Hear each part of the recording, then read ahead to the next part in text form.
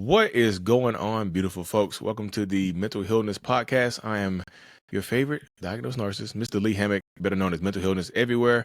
And today we are interviewing Miss Natalie, aka Noisy Cricket 00. She's going to be sharing her story about surviving and thriving a narcissistic parent and also deal with a narcissistic partner, husband, spouse, whatever. Yeah.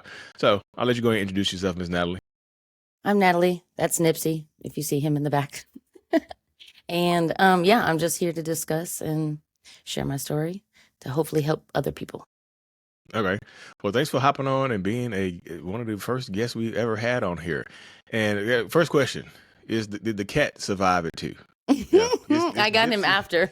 So he's a support cat. Yes, Support cat. he really is. He's only 7 months old, so I He's know huge. he's a Maine Coon.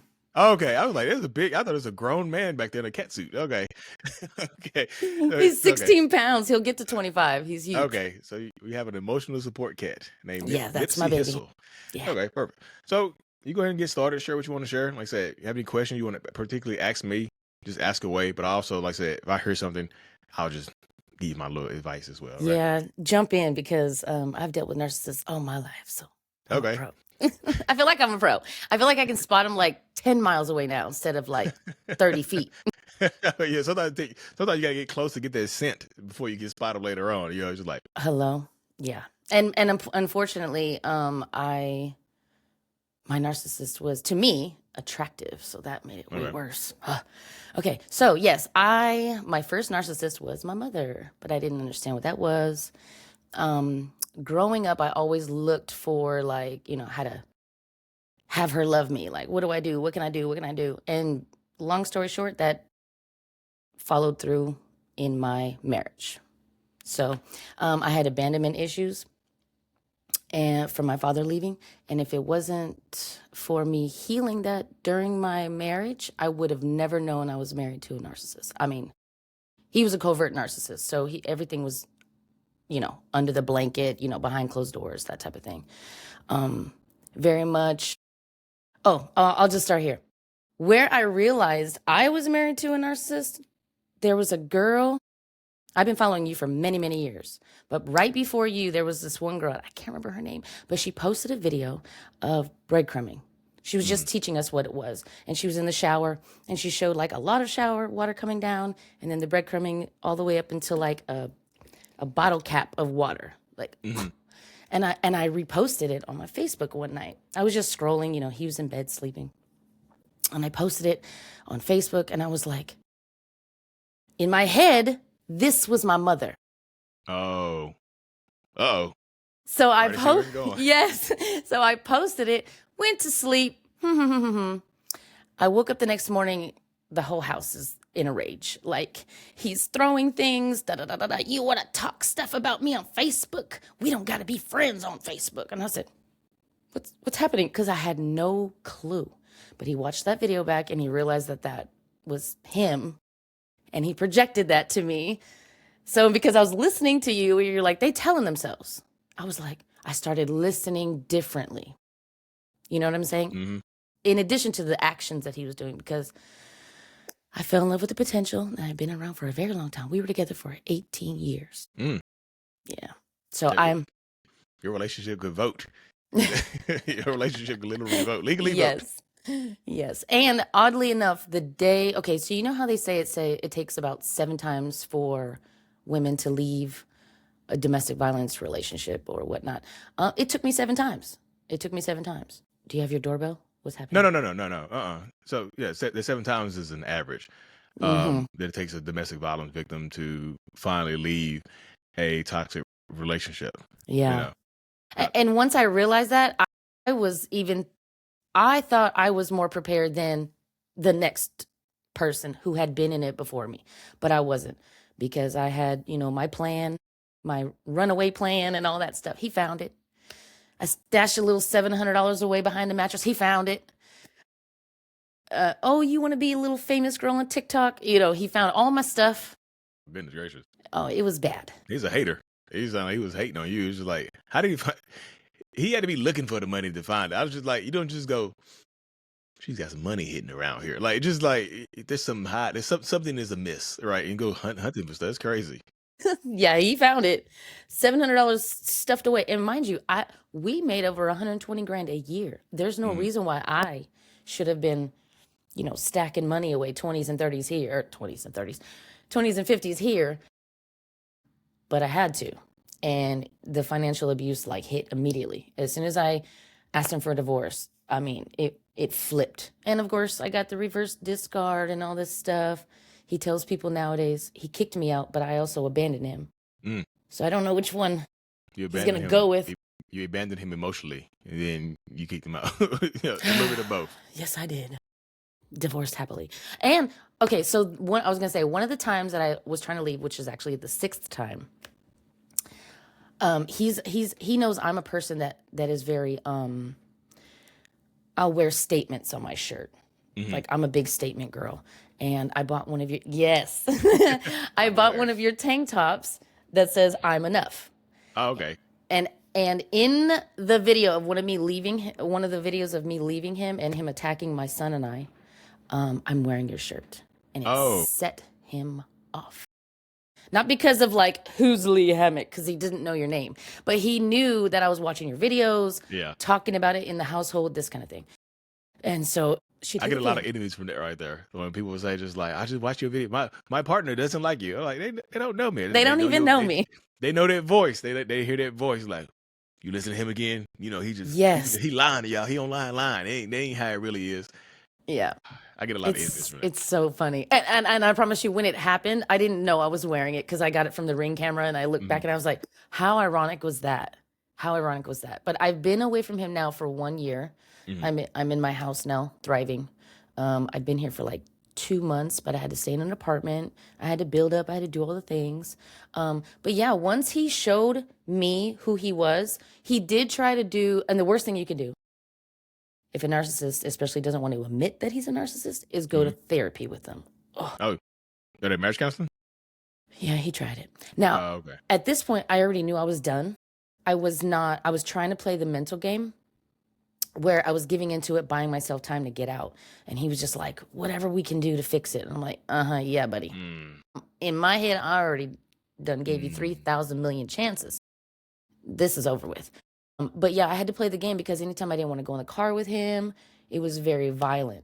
But I didn't like to go in the car with him because that was a fear of mine growing up, is dying in a car accident. It's a big fear of mine. So he uses the, speeding, getting behind people's cars, chasing, every time he's upset with me to get me to do what he wants or comply. And I was thinking, I'm just too much in a car. I'm thinking if I was to ride with you somewhere, that I would just be the same way, anxious and stuff like that. No, it was him. And I want people to pay attention to their bodies. This is something I did not do. My wedding day, I'm throwing up. I'm sick. I can't eat. I can't drink. I can't do a thing. I mean, I'm barely walking. My entire family, his entire family, you have cold feet. Just do it. Just go. And I wasn't paying attention to my body. I mean, I threw it for 3 years straight after that. Oh, goodness gracious. That's a lot of that. What you just said earlier about listening to your body on your wedding day. My wife, she probably has, I think she has a very similar story to that. Once we've sat down and talked about things that have happened in the past, she said she felt very similar on the wedding day, just like something wasn't right or whatever the case may be, right? We're better now, of course, because, 8 years of therapy and so on and so forth. I know. But she does mention that, just in part of her story about not feeling whole on a wedding day. You know what I mean? It's just feeling disconnected. Just, I didn't pressure her into doing it, but it's just like you just said, sometimes the familiar pressure, other people are there, your family's there, friends are there, you don't want to disappoint them, so you actually still go through with it. It sucks to hear from my end, but I get it now, right? Because it's the only way you can course correct if you hear it. Did you say it sucks from your end? Yeah, it sucks to hear it on my end. Yeah, absolutely. Empathy. Oh, I love it. Yeah, because it's empathy, but it's a part of just a part of trying to be better. And the only way you can get better is to acknowledge the things you've done in the past. So I just acknowledging that I didn't, provide a comfortable environment on the wedding day led to her feeling that way. And of course, she's entitled to feel that way. She should feel that way because if I'm being disconnected or I'm acting a certain type of way, she should absolutely feel awkward or anxious. And like you just said, you might be throwing up, and your body is just like rejecting him. Your body's just like, he's like a virus. You got the wedding virus. And that's 10 years. That's like 10 years in when we got married. Yeah. I mean, yeah, it was a while. I mean, he wore the mask for a very long time. And I know the end goal, he brags about having children with one woman. He's like making sure. But I feel like when I look back in the beginning of our relationship, like he brags about it to his friends. I only have one baby mother. What about, is his mom only have one baby daddy? 4 kids, 4 dads. Say that's what you see. You see how that comes from. You see how deep seated it is right there. Yeah. He don't want to be like his daddy, or he don't want to be like his mama.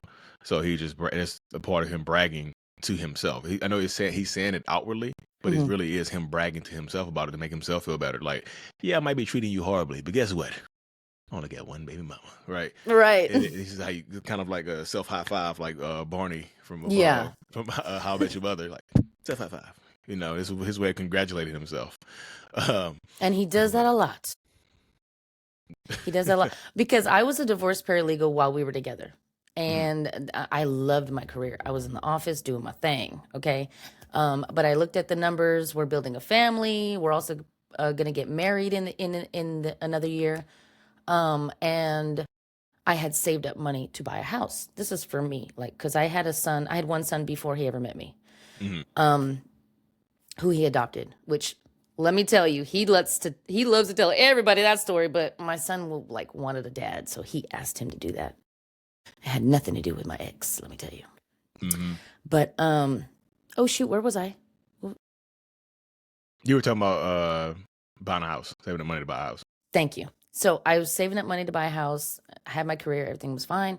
And then he got fired from his job, but he had a skill. He's a dog groomer, so he has a skill, and the kind of woman I am, I'm one of those support your man, blah blah blah, whatever.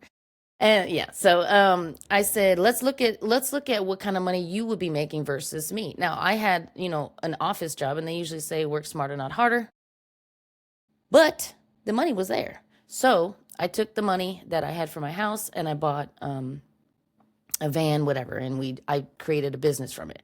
Dog grooming business. Mobile. Yep. They sound like I don't know how old you are, but like Dumb and Dumber with Jim Carrey and Jeff Daniels. Yes, exactly. It's on a van just like that. That's what I thought of. It's just like they had it designed to look like a dog. Yes, it's so funny. Oh my God, you should see my van. But I always joked around about putting the carpet on there, just like that movie. It was so funny. But we didn't do it. We just put a normal wrap. But yeah, he was a dog groomer, and then my sister also was, one, and then my son, who I just spoke about, he wanted to be one when he got older. So I just forward thing. Exactly. I was like, let's keep the money in the family. Yeah. But I've never wanted to be a stay-at-home mom, right? I had my career, I wanted to do that. But we discussed he would make more money, or we would make more money if we did that. So I did that, and I homeschool my children. I have 3 with him, so I have 4 total. And I'm 40, since you said I don't know how old you are. Okay, I'm 42, so he's same age. So you right in the Dumb and Dumber era. Hello. Right there. Yeah. Exactly. I love that movie.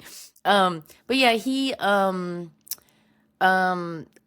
feel like he played the long haul because he knew I had the money. He knew I was going somewhere. He always praised me for being an independent woman. I thought that used to be a compliment. It's no longer a compliment. Because that means they see you're struggling and they like to see you struggle. Yeah. So now when I'm dating and I hear that, they call me big money or something, I'm like, I'm out of here. Yeah, you see it. That's what it is. Like, oh, you got all the money. Let me borrow something. Let me borrow a couple of dollars. They'll say stuff like that. They just don't get me started on the 20-year-olds. Leave me alone. But yeah, it's bad. It's bad. And I had to learn what incel was. Oh yeah. Me all the way up.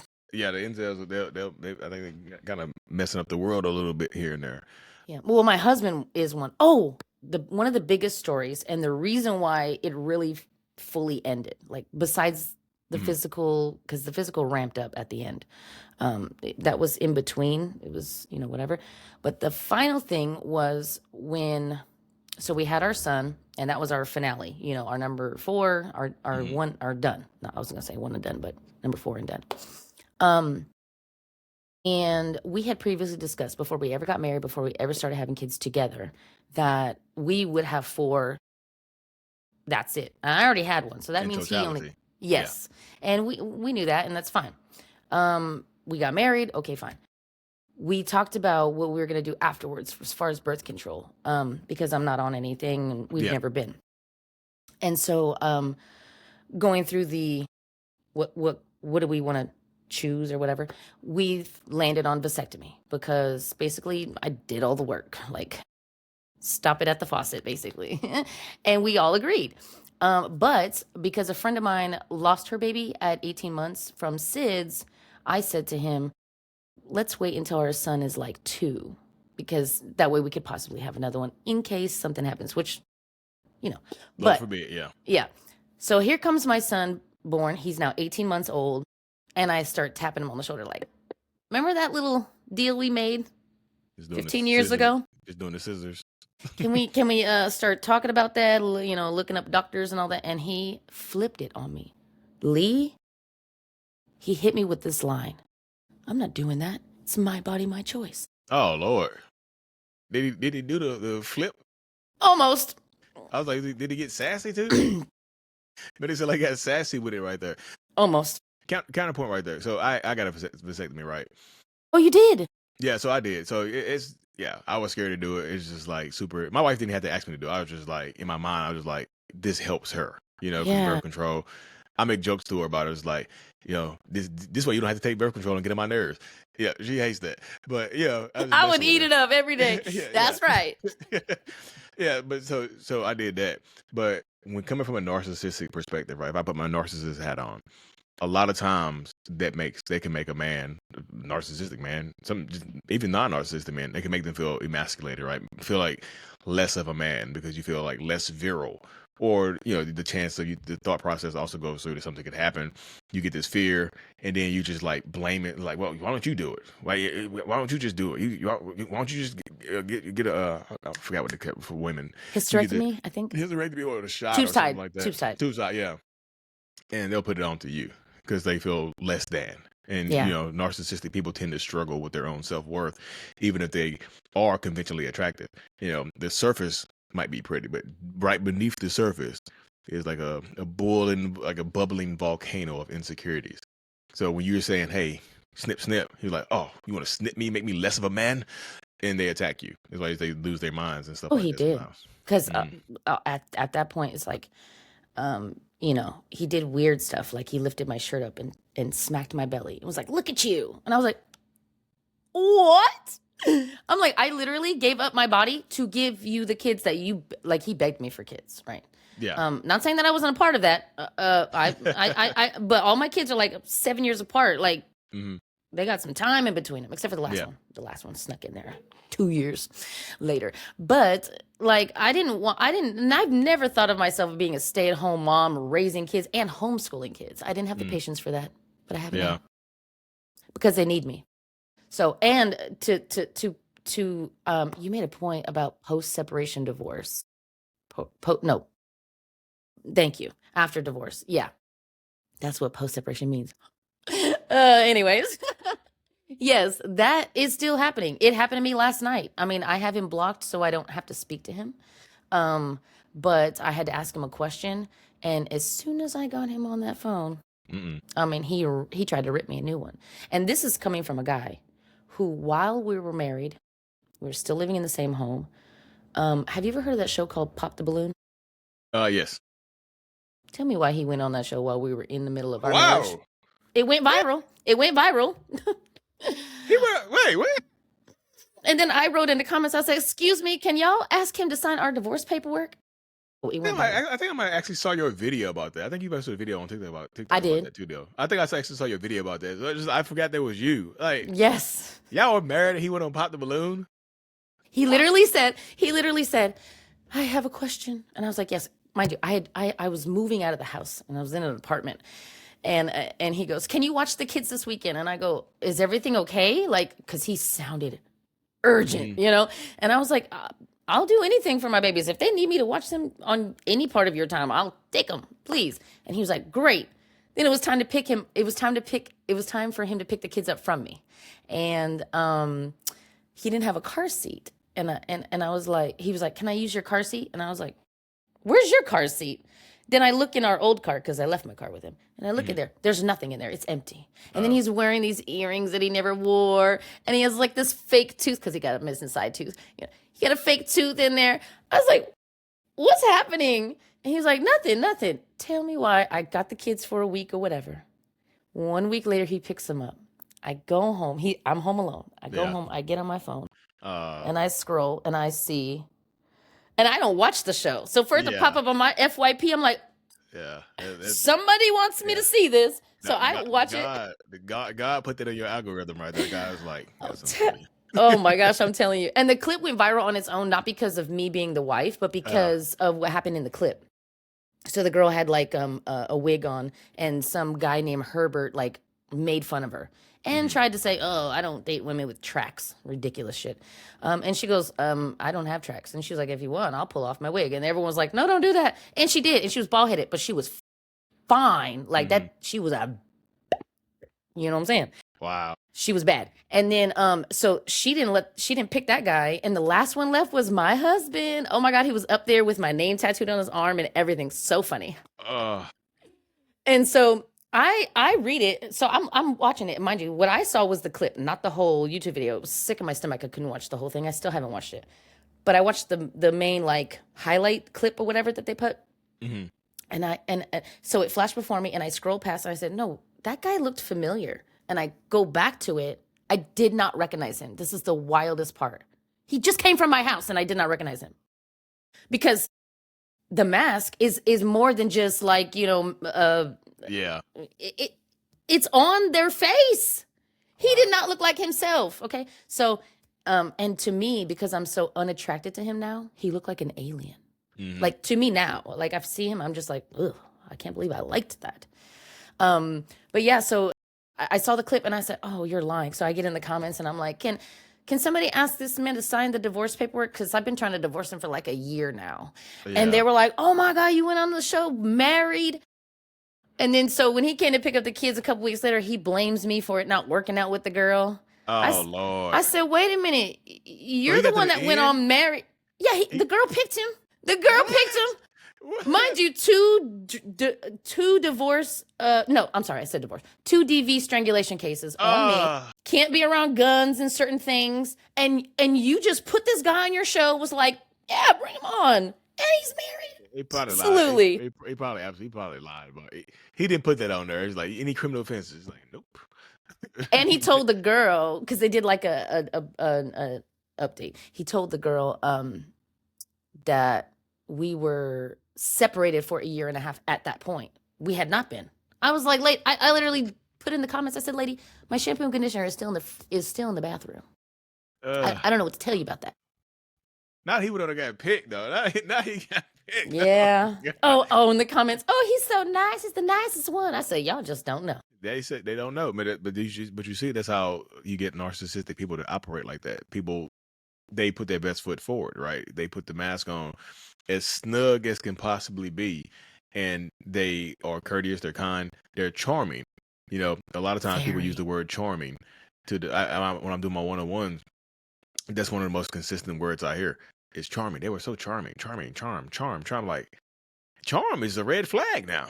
Yeah, I feel like if you're charming, you're a red flag right now in today's society, or whatever. So that is absolutely crazy that he went on it and then he got picked, and then I don't know what he thought he was doing. he thought he was trying to move on. He's being sneaky, but he knew what he was doing, even though y'all were not technically together. I guess in his mind, he knew that he was doing was unsavory, because I guess he thought that if you knew that he did that there would be no chance or no opportunity if y'all even ever connecting again. That's why he didn't tell you. He's like, "Oh, can you watch the kids so I can go and pop the balloon?" He didn't say that. He's like, "Oh, can you watch kids? I got something to do." And it's important. We got a tooth and some earrings, and just like, oh my God. His ear. He's in the rear, Lee, plug my in the daughter rear. told me he got the stuff off Amazon, the plastic stuff to like Oh yeah, shove in there. I can't. put a piece of chewing gum in there and just dealt with it. Hmm.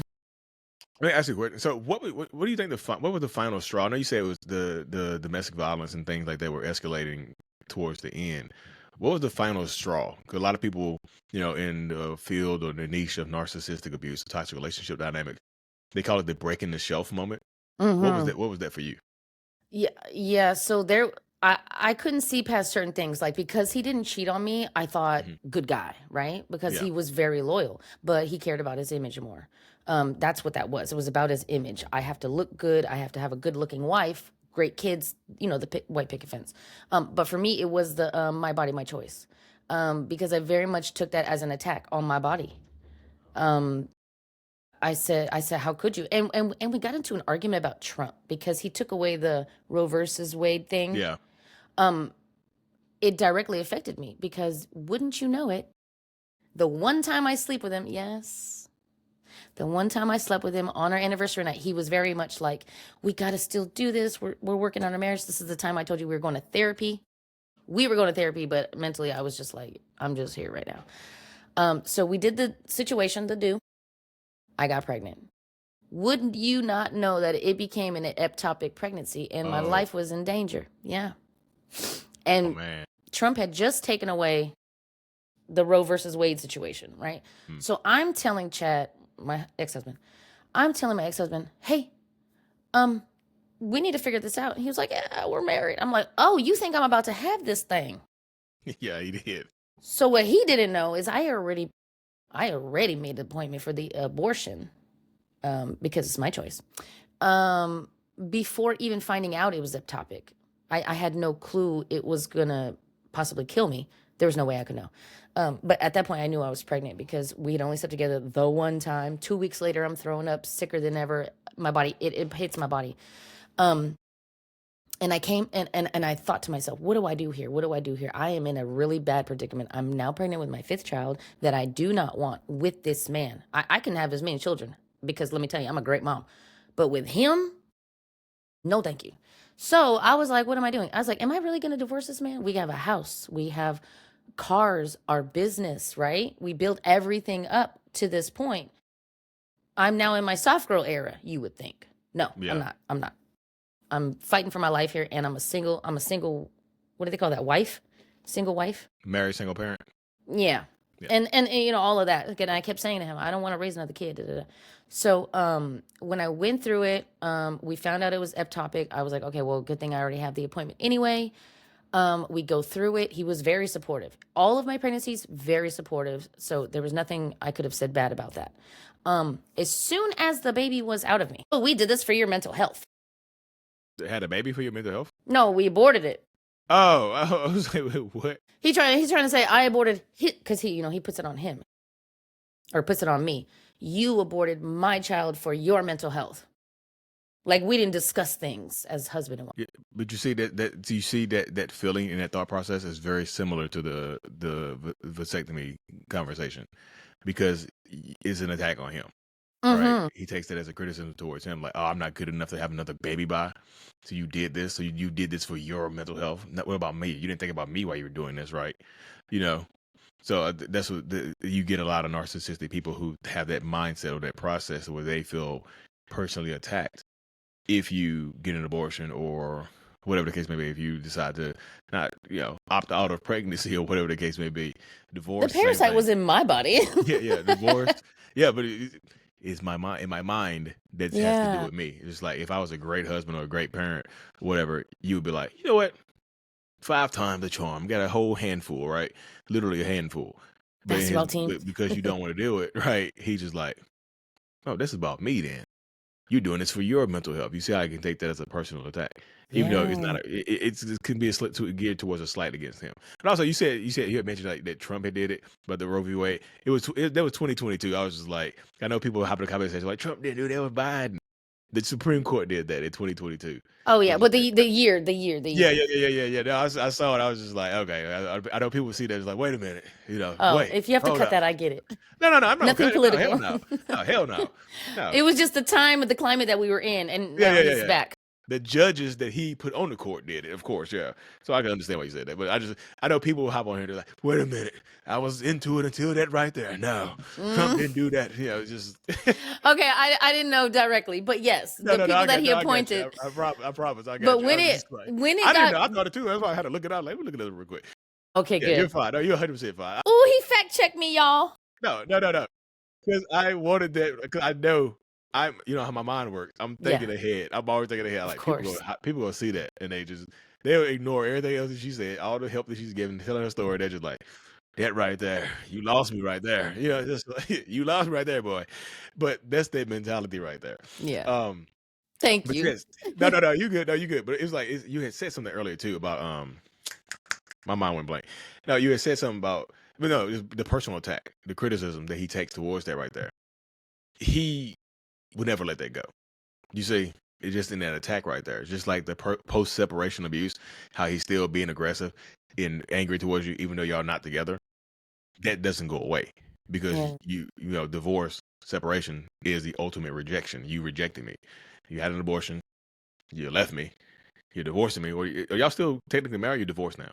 Divorced in December. You divorced me. You just 3 strikes. You know, you out. So now I did not look at it like that, you know. So now you've caused a narcissistic injury or possibly a collapse, and you tore his identity to pieces. Because now, if he wants to have another kid, he can't use that. I only got one baby mama. You know, right. He can't say that anymore. Now I got 2. You know, 2 for 2. You know, just like I only got 2. Yeah. Both mine were wives, though. I married them. You see, he'll find a way to justify it. But like, right. You know, I ain't around here just spreading my seed like my mama was, right? Just like I married both mine. I ain't a baby daddy. You see, they'll do that type of stuff right there to justify the mindset, the mentality that goes behind it. I promise you. I see it every day. I use it with my kids nowadays. It's like I'll braid my daughter's hair. He'll take them for the week, and he has his new girlfriend take it down and put her hair up. Oh Lord have mercy! Hey, you just do it. So now you just got to do a ponytail. Oh well, I had to tell the girl a little something about herself. I did. Because I'm not shy. Okay, first of all, and I know this wasn't said earlier, but I am a white mother to black children. I'm not one of those white moms who don't know how to do black hair. So you don't need to come over here and do anything, ma'am. Oh, she's black? Black and white. So is he. No, his new girlfriend. She's biracial. She's mixed. Mm-hmm. Okay. I'll just say this. First of all, I know what kind of people he likes. Mm-hmm. That is for show. Oh. Because I'll just say this, Lee. I look like his mother. Oh, so he's biracial too. Mm-hmm. His mom is white. Okay. Mm-hmm. Okay. Yeah, he's biracial. And so he's dating another girl, but she's my skin color. Mm-hmm. Yeah. But he dates with my children. That is the most important part after divorce. That is disgusting that he does. Is that besides her, because now this is a girlfriend, right? But before her and all the dating since the show, that stupid show he went on, he takes my kids on dates with him. Oh, God. What? Ugh. We split him 50-50. I'm begging him. I'm like, bro, you have him for a whole week, and then I have him for a whole week. You can literally, for a whole, yes, 2 weeks in an entire month, and you can't date somebody on that time. He does it with our children. On purpose. So you know that's on purpose. For me to find out. For me to get mad. That's a part of it, right? That's a part of doing that type of stuff on purpose. But I'll also say he does it because it makes him. This is how my mind works. It's like, let me put my narcissist hat on, right? It's just like, if I'm taking my kids on dates with women, it makes me look like a good present parent, right? It's like, oh, he loves his kid. That's a good man, right? That's a good man, Savannah. A good man, right? So it's just like, you think I'm a good person just because I have my kids. You see, and that could make you want kids with me as well. Like, well, we decided to have kids. I know he'll always be there. You see, that's planting seeds. So yeah, he's simultaneously making you mad with it because you asked him not to do it. You don't tell me what to do. But also, I can use these kids to love bomb the other person to draw the other person closer to me. Because like, you see me being a good parent. I'm telling you, when I was saying, I had my oldest son. I used to think the same thing. I was just like, they're going to see me being a good parent. Come here, baby. Yes. Yeah, that's my son right here, guys. I'm a good dad, you know. And I thought that would help me get girls. And does it sometimes? Yeah, it does. It works. It'll help just you I don't get know. them, just not Yeah. keep them. Yeah. What's the kids are not here? We just me and you. You see my personality, like, you know what? No. I'm about you. Yeah. So, Yeah, because he can't. He literally. This is one thing that he said in my marriage that I didn't understand until now. The projecting, right? He used to say, "You can't be alone. You can't be alone." And once I healed my abandonment issues, because my daddy, my mama, blah, blah, blah, whatever. I healed that now, baby. I can be alone. I'm clearly alone. He is now homeless, living at his cousin's house. Shares a bedroom with my 3 kids over there. and still dating? Sleeping on the floor. I don't know why this woman accepts it. I don't understand. Lee, listen. The standards are low. Yeah, when I tell you, I talk to people all the time, and I used to have that same mentality. I just like, what the hell? Like, this person has nothing to offer. What are you doing here? They might be physically attractive. Sometimes it's just lust. Sometimes it's just the physical attraction can be just over empowering. It's just like that's why you see sometimes these people put mug shots on Facebook, and they're like, "What's your bail, baby? I'll go bail you out. Oh, yes. What's up, bail?" The hot felon. Yeah, the hot felon. Yeah, you just like, you know what? It's a little, a little Even Jeffrey murder Dahmer got chicks. Yeah, a little murder charge ain't nothing. He ain't murder me. So it's just like he hot. He can kill something. I got something he can kill, right? This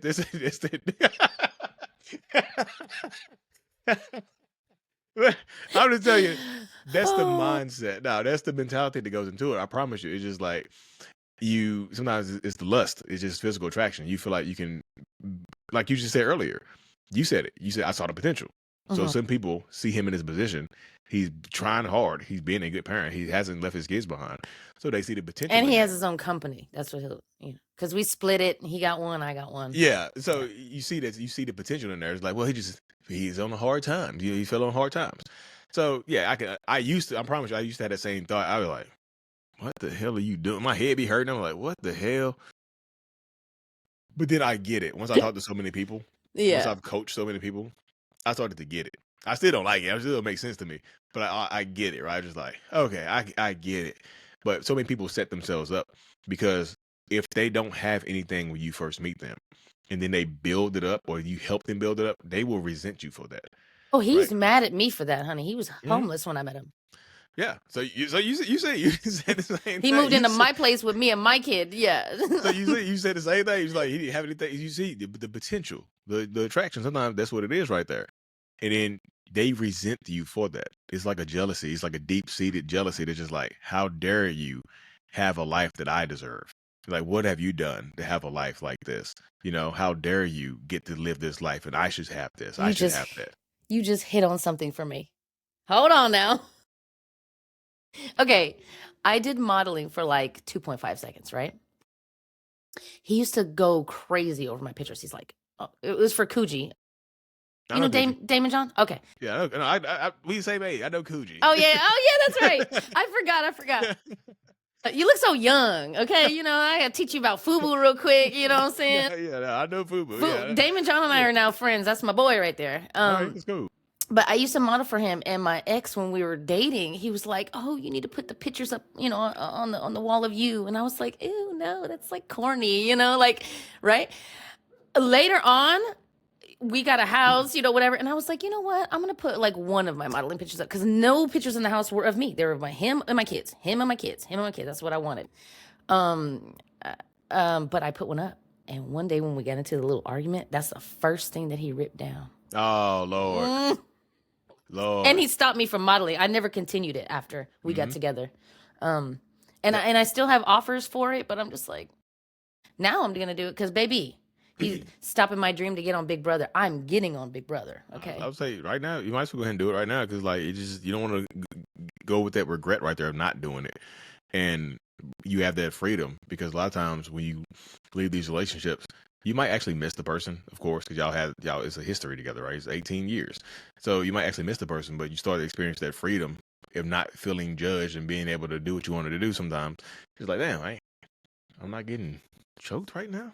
Like, this is weird. Just like that freedom you have can be an extremely exciting thing, but it can also be depressing because you can miss the person. It comes in, it ebbs and flows. It comes in waves sometimes when you're dealing with people like that. It does. It does, and it comes back. It comes back sometimes, but I don't. I definitely have gone past the point of missing him ever. Like, right, but I do miss certain things, or sometimes I'll think back and I'll go, like the ruminating or whatever, and I'll start thinking and I'll go, um, did he really love me in that moment? And then sometimes I go, he actually did, like, because there wasn't a part where I like insulted him at that point. You know what I'm Mhm. saying? So, like, that's what I said. Every pregnancy was perfect. Like, you know what I'm saying? All of that. So, but you know what? You said something that I recognized that I thought, that's interesting. You said it twice now. You said, let me put on my narcissistic cap. Remember he said that? I'm a narcissist hat, yeah. You know what's interesting about that is that it's backwards if you don't like how he doesn't believe he's a narcissist. He Mhm. wears the mask. Now that you know who you are, you have to put like that narc cap back on, which Yeah, I I have to go thought into the mindset. I thought that was interesting. Yeah. I do it on my videos too. Just not on my YouTube videos. I'll just put my like Natalie, you know if I this know. was me, I put my narcissist hat on. This is what I would do, right? That ends up being a part of it, because It's it very just self-aware. yeah, because I can understand it because that's what I do when I'm talking to people. I tend to try to put myself in the shoes of that narcissistic person and give them the perspective of what I might do or what I could do in that situation, right? Like in these different scenarios. So I could do that. This is what I could do. It doesn't mean it's going your partner or your ex does it. It's something that I could do. And most narcissistic people tend to follow certain patterns and trends and things like that. So that's why I got very good at predicting those behaviors over the years. That's why I talk to so many people. Because I can do these videos and people are like, damn, it sounds just like my boyfriend. Did you know him? No, it's textbook, baby. Literally. Yeah. Are you in my house? And I Yeah, a feel like lot of that stuff you happens talk too. about big time. I was like, yup, yup, yup. Now my sister's going through it. She's trying to leave her ex and all that. Not married, but trying to leave him. She now lives with me. She's in here. She moved in with my home. And Mhm. I sent her your videos and she goes, this guy knows what he's talking about.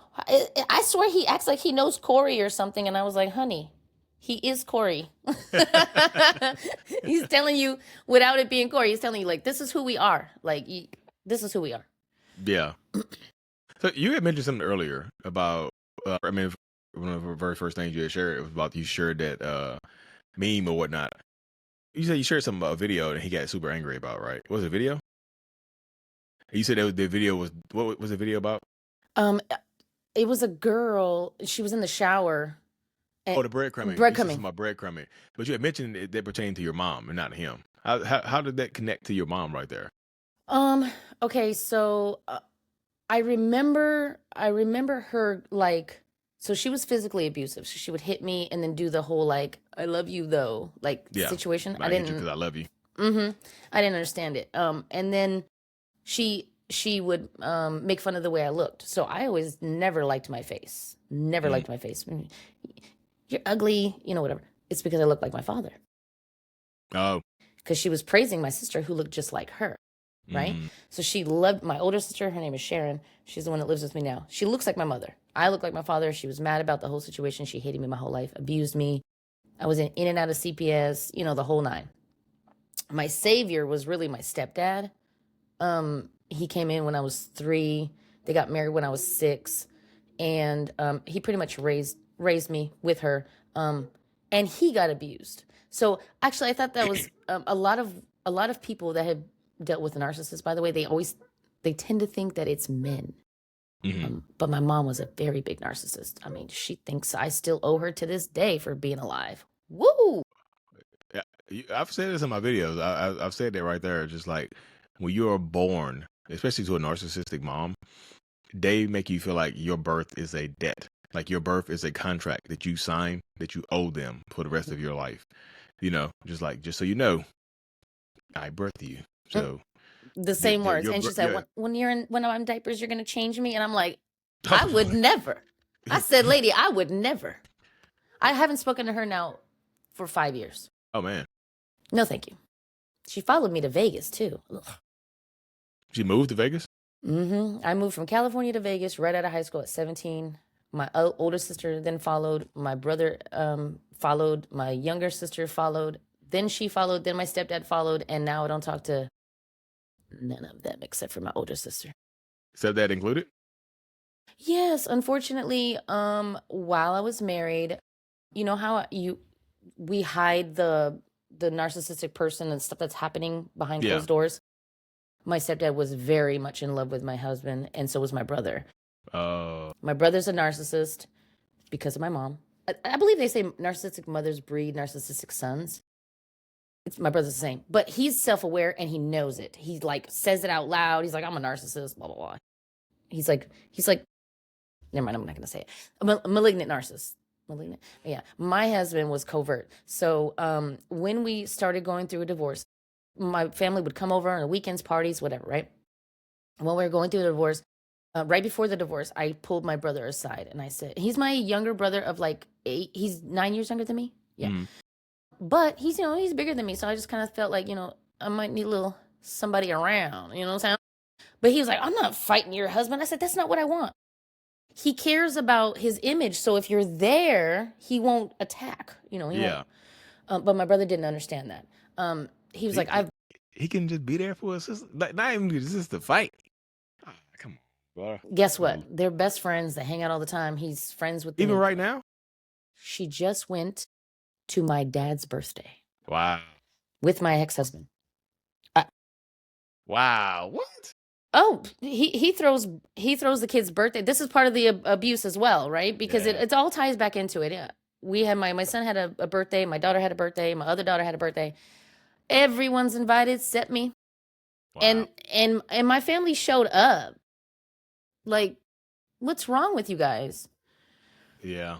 But he told me last night, oh, they're all on my side. I said, baby, I know because you pay for them. I know. Yeah, and it's just in that space right there. I know that sucks right there to have it seemed like they picked him over you.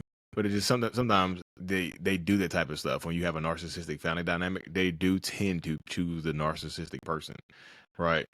And that comes with it. Like sometimes when you leave a toxic narcissistic marriage, sometimes you're gonna lose people, and sometimes those people are your own family, your own flesh and blood. You're not, because how wild is it to go to his, huh? That's just wild. I my dad's birthday, and you invite yourself, our kids, and your new girlfriend, and my entire family. And mind you, he threw it. He paid for it. So that's what I mean by, oh yeah, you're paying for it, because he pays for people to be around him. See what I mean? Like, yeah. Oh, I have this, and then all the friends of his have nothing going for them. So he's like top dog in his little friend triangle. You know what I mean? So they're like, no, they like that right there, because yes, even in that situation, you tend very rarely do you get narcissistic people that surround themselves with people that are doing better than them. Most times they're going to surround themselves with people that might be a step below or maybe even the same level. But very rarely is it going to be, I'm going to surround myself with people that are doing better than me, unless I want that image, unless I'm trying to portray the image that I'm on the same level as these people. Yes. Look at my friends. I'm a bum, but I'm hanging out with Jay-Z. Like, Jay-Z is my best friend, right? It's just like... Or if he wants to get something out of that person. Yeah. Because if he knows you will give him like $5,000 to do something for the business, whatever, he will lay out that red carpet for you to be able to give him, trust him. Yeah. The charm is real. Yeah, that's why I hate that for you though. But like sometimes it's just like when you are escaping that, it is end up being a part of it right there. You learn how to deal with it, and just it's just that release, because people tend to expose themselves when a relationship ends, or during a smear campaign. Like they tend to expose themselves for who they really are. Like if they're your narcissistic ex or parent or somebody is lying about you, and the people that they're lying to about you, they just believe them and don't question it, don't come to you, just stop talking to you. That becomes like a life filter, right? Like I call it like a literally a Brita life filter, right? Where it just filters through, and then it's just like the good things come out the bottom. Yeah, kind of like sifting for gold. You know how back in the day they used to have those pans where they go to the riverbed, like I'm gonna get some gold. Yep. You dig it in the riverbed, and all the mud falls out, and then like little nuggets of gold are left. That's how it is sometimes. After you leave the relationship, like the nuggets of gold are left. Sometimes the only nugget left is you. You might be by yourself for a little bit, right? Hello. You're like, everybody, you might be by yourself with Nipsey, right? That's right. That's my dog. My cat, my dog. Yeah. You know what though, and that's the joke too, right? Like, oh, you're gonna end up with cats alone. Please, Cats are cool. I want them. I hate that intro. Like, you'll be an old cat lady. Cats are cool. I'm a And cool he's cat. really cool, Lee. Let me look at this. Come here, Big Daddy. Oh, come here, big boy. Look at him. He is just the coolest thing. He is a big one. Oh my God, he's so big. He's as big as my head. Yeah, look how big he is. Goodness. Sheesh. Yeah. But it was either this or a Great Dane because I wanted like something big. I like big. But he's the biggest kind of cat you can buy. Oh goodness gracious! Yeah, he's a big one. I saw him sitting when we first hopped on the camera. I saw him sitting back there. Oh, that's a big cat, you know. But it comes with the business, you know. My son now works for me. He's 22 now, and he's a dog and cat groomer. So okay, now I run the business from home. My son works, and so it seemed like the goal or the dream that you had about having to stay in the family is still occurring right now. Yes, it is. You know, so it's still occurring. It's like, so it's kind of like, well, like the marathon doesn't stop. Nipsey Hussle used to say, right? So it doesn't stop. So he said it doesn't stop. So it didn't stop anything. That is so funny. I feel like I love Nipsey. I feel like it's so important to convey that message because, like, even though you have these hopes and dreams of the future about having this family business and whatnot, and even when the relationship ends, it doesn't mean that certain dreams that you had have to end. Just like yours right now, like you're still building through, even though you're not talking to your mom, your husband, your ex-husband is still my dad, my brother, your dad, your brother, everybody else is just kind of like, and the crazy thing about it is they probably think you're the enemy. They probably look at you like she's just so weird, you know, look at her by herself. Like, that's insane. It's always the ones that speak out. Yeah. And that tends to be the result. And I think that keeps some people from actually trying to leave their relationship, because that fear that people won't believe them or people will turn on them and people will not want to be around them anymore. I think that fear is so deep. It's so deep that it just makes people refuse to take action. It's just kind of like, I know this relationship is toxic. I know it's a bad relationship, but if I leave, I'll be by myself. So at least I have people. At least I still have my family and friends, even though they might be fake towards me. They might just be placeholders that just kind of like figureheads in my life. At least I still have that. And see, that's what I had to learn. That was my abandonment issue. Once I healed it, I mean, I did have to go back in my childhood, love myself properly, blah, blah, blah. And a lot of people don't talk about what healing actually is. Like, you have to talk about it. You have to talk about what you've been through. You have to talk about what you're seeing. You know, when they say, see something, say something? This is what I tell my kids. I say, you see something, you say it. Because it might be bigger. And you also might help the next person. Might be bigger than what you see. Yes. And red flags, stop ignoring them, ladies. Because I did. What red flags do you think you might have ignored or missed? I mean, sometimes you don't even ignore them. Sometimes you see them and it's just like, okay, it's minor. You know, it's not too bad. Are we allowed to cuss on here? Yeah, we mean cousin. Okay.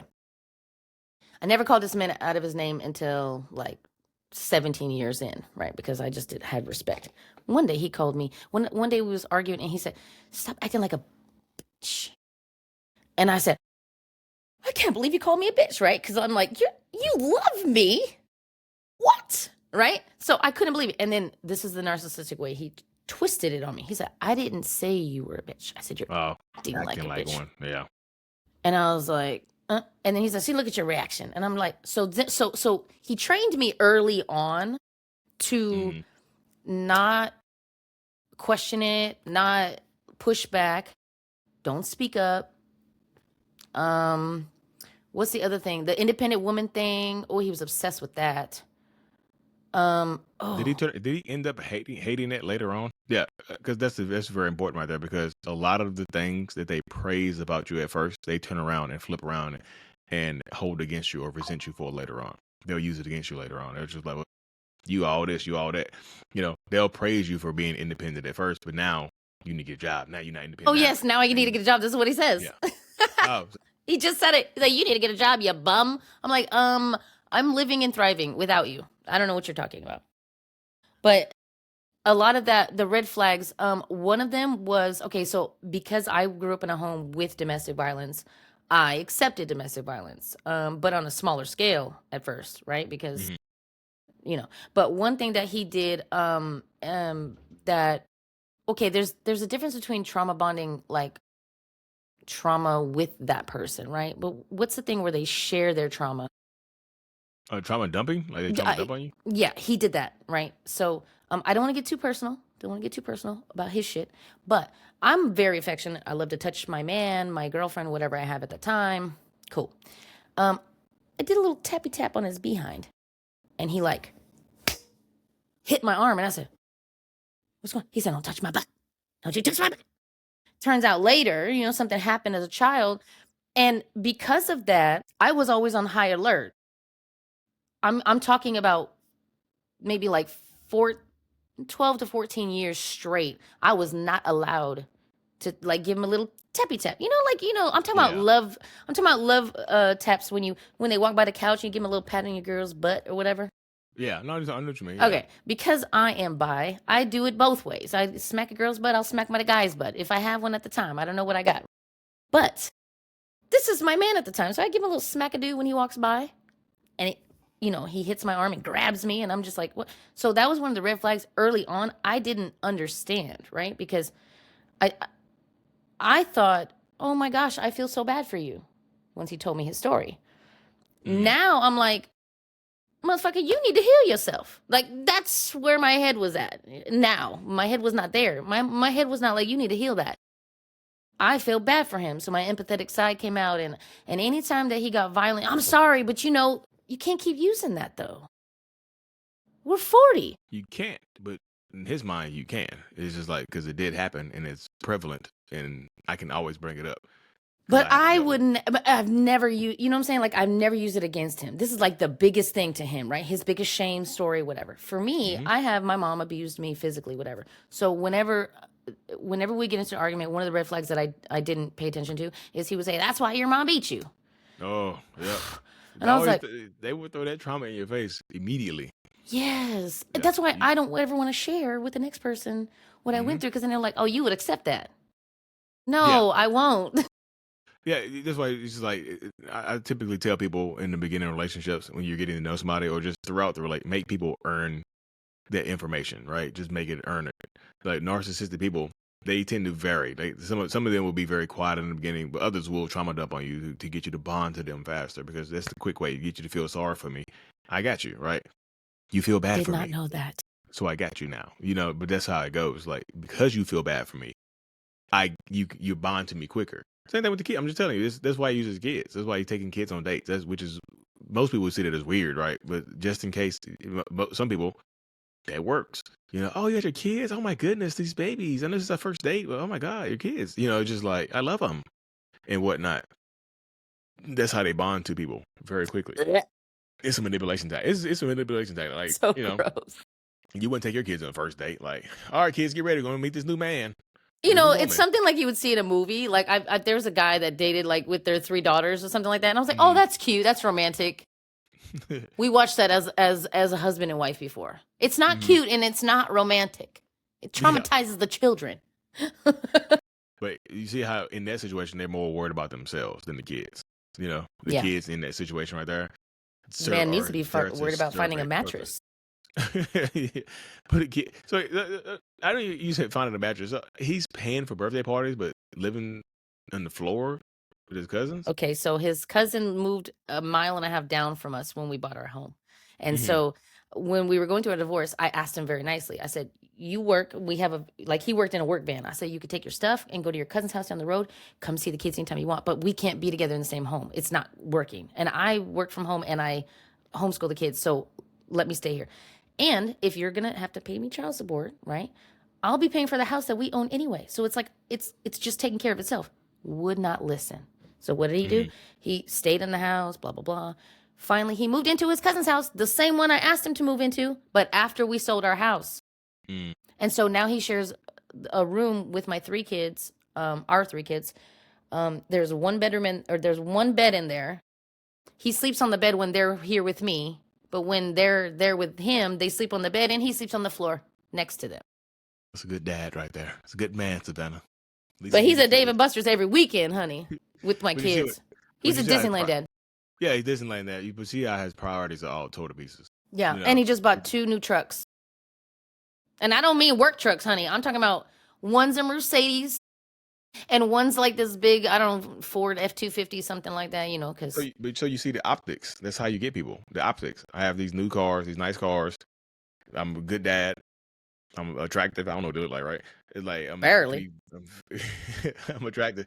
So I got what a lot of women want, right? So that's how you get them. It's all about the optics. It's just like I use these external things to bring people to me, to bring people to me.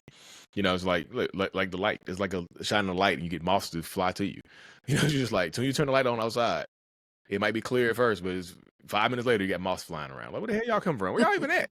You know. So Right. it's just like that's what happens. It's like that instead of a light, the Mercedes attracts moths. This what ends up happening because He's you get looking for a people. house right now, probably for a new with his girlfriend. He's probably gonna move in with her. I'm almost positive. Yeah, but be prepared for that right there because if I don't know, like what you say, your relationship like is with her or whatever the case may be prepared for that to tend to escalate. I just I talked to haven't met her somebody. yet. Oh, you haven't met? How long have they been together? He asked me to meet her in like I want to say January, and we got divorced in December.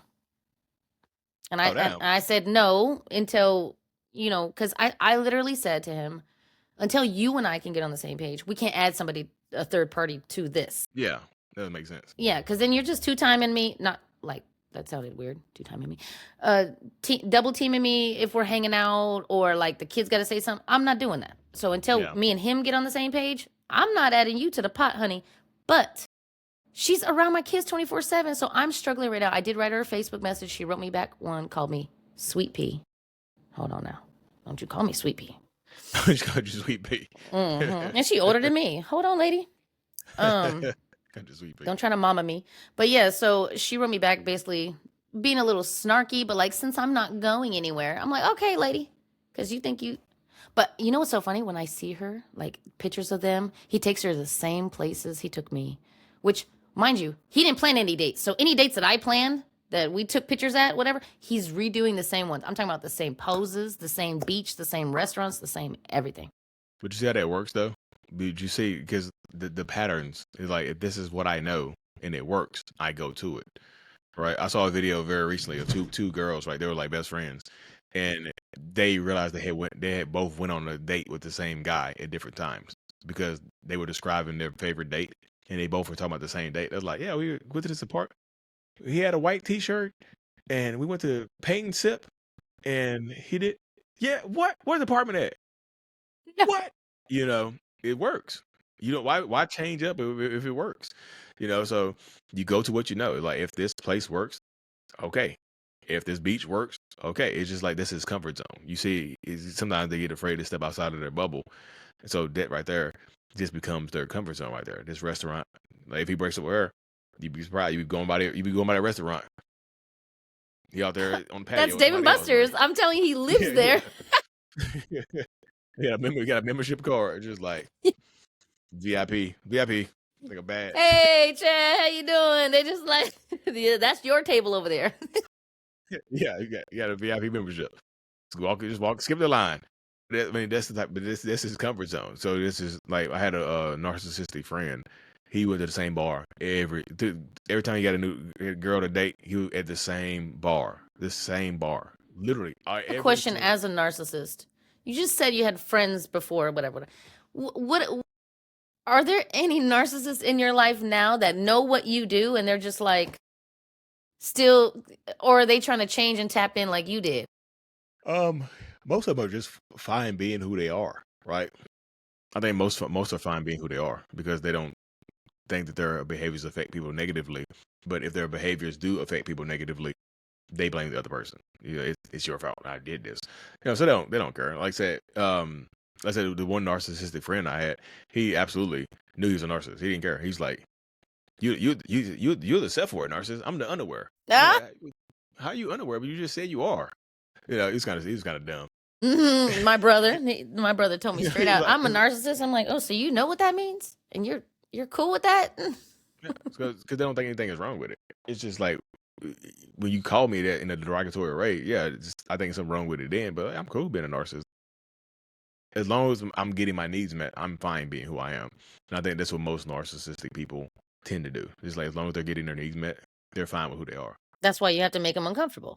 Yeah, I be very careful making them uncomfortable. They lose their mind. I know. I almost lost my neck. Yeah, I was just like, be very careful making them uncomfortable because that's when they pop the top. Like you said, face, what? Boom. They lose their minds, go crazy. When the eyes go black. Yeah. Just like you said, your mom got into her comfort zone. Like her behaviors were the same. She just kept doing the same thing because it got her needs met. You know, yelling, screaming, being physically abusive, whatever the case may be. It got her needs met, whatever they are. But then as soon as she might start feeling an inkling of shame, she would just justify it by saying she loves you. Right. I feel so bad. I shouldn't have did that. I'm a horrible mom. But I love you. I did it because I love you. Yeah, that's what it is. Abuse is love. Love is abuse. If somebody hits you, that means they love you, baby. You just remember that, okay? You saw how crazy that sounds, but that's the justification. That's what goes on in their minds and whatnot when they're doing this type of stuff because there's a benefit to them, for them at the end of the day. You know, I told you that my story started with my mother. You said that, and it just like brought me back. My mom. Hey, baby. My son just came in. My mom had a daughter 2 years after me. And she was married to married to my father at the time. The phone keeps going off. Excuse me for that. And my mother at the time was married. But you see what I look like. That's not what my sister came out looking like. She looks like you. And so, so when she came out, so it's a little deep-seated with me. It's a little deep-seated with me. The baby came out. This is my beautiful sister, Whitney. She gave my sister up for adoption. Oh. Because the biggest shame that she ever did was cheat on my father. But instead, she decided to flip it and say she got great. Oh. Yes. And, you know, my sister's a wonderful woman. She should have never, first of all, heard that fake-ass story. My mother should have never tried to put this on some beautiful man's name. Yeah. Because he was not that. I met him as a woman. We did a DNA test. We found the guy, everything. Found the story. They were dating. He was like, I told you your husband was a racist. My father was a racist. I'm telling you, it's all deep-seated, okay? It's just like a thing. So my sister and I grew up down the street from each other in California. Went to the same school together. We had the same face, and she's just darker than me. Did you know that was your sister the whole time or not? It was an open adoption. Yeah. Oh, okay. We're best friends to this day. I love that woman. Oh, so that's a silver line right there. So you and her are still cool. Oh yeah, she wasn't raised with my mother. She wasn't raised. Yay! See, you had that escape right there. It helped her turn out. It's a silver line. It sucks that she got to, just.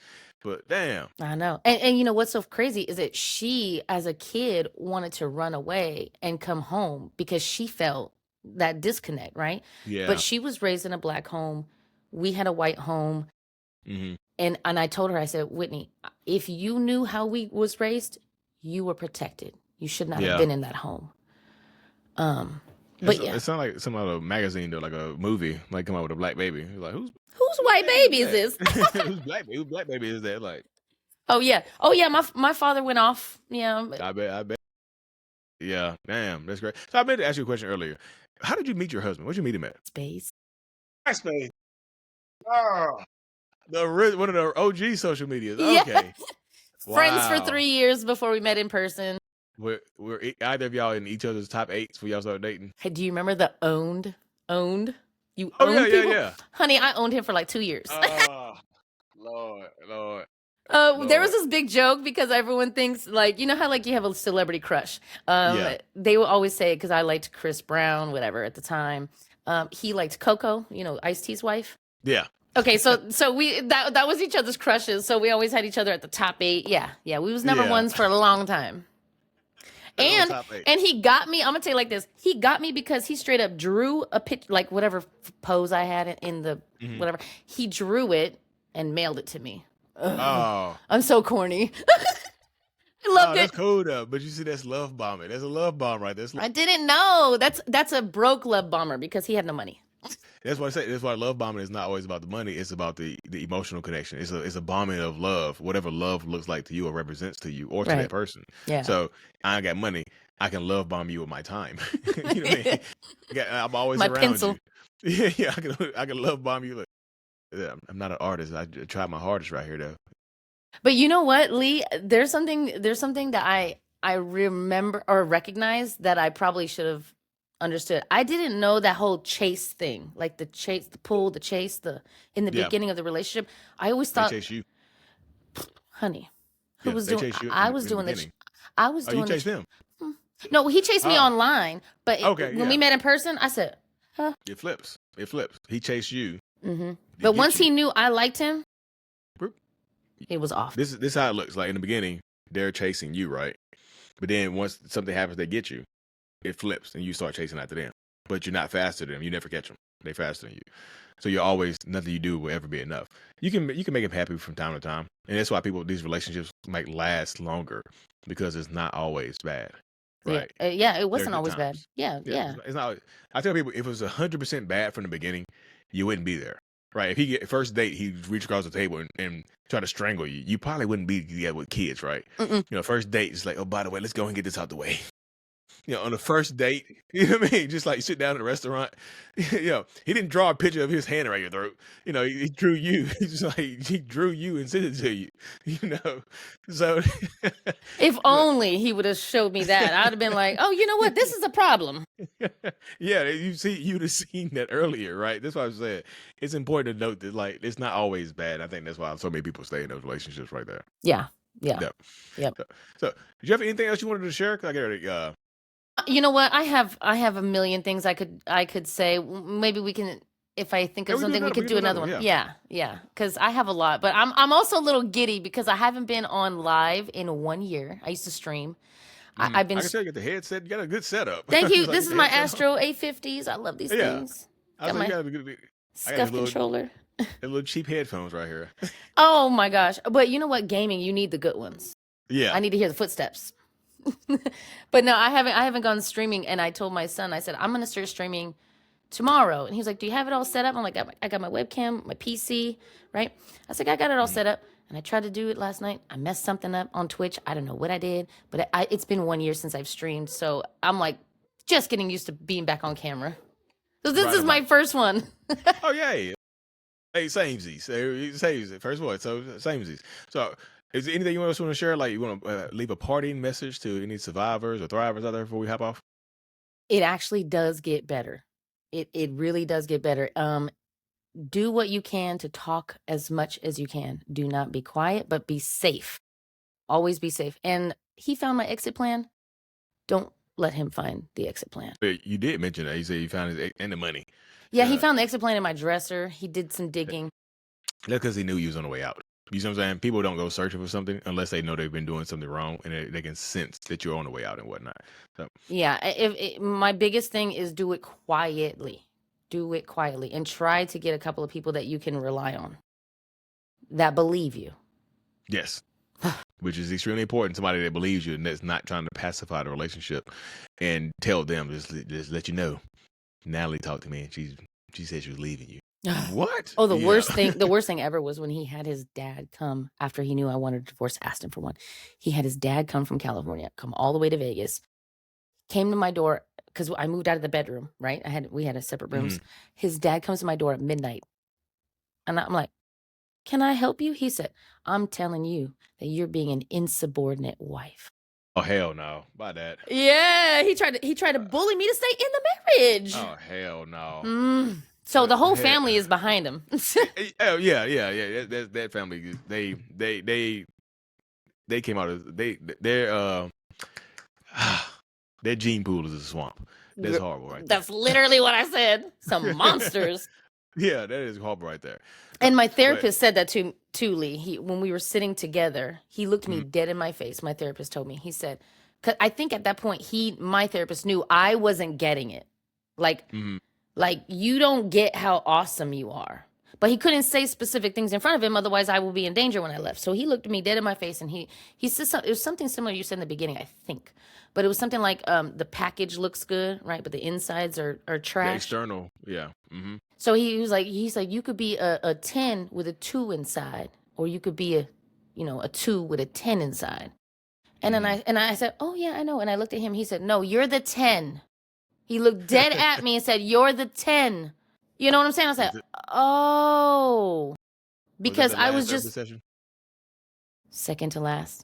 I was And, gonna say, yeah. and he did tell me, I have to say this, he predicted it. The guy said it on the first day. He said, if you're not here for pure intentions, around 8 weeks, you won't see me anymore. Do you know he quit on the 7th week? Because he said he had narcissistic traits. My husband didn't like that. Dangerous. As soon as you said he called you a 10, I was like, yeah, we not coming here no more, baby. He's a kook. He's kooky.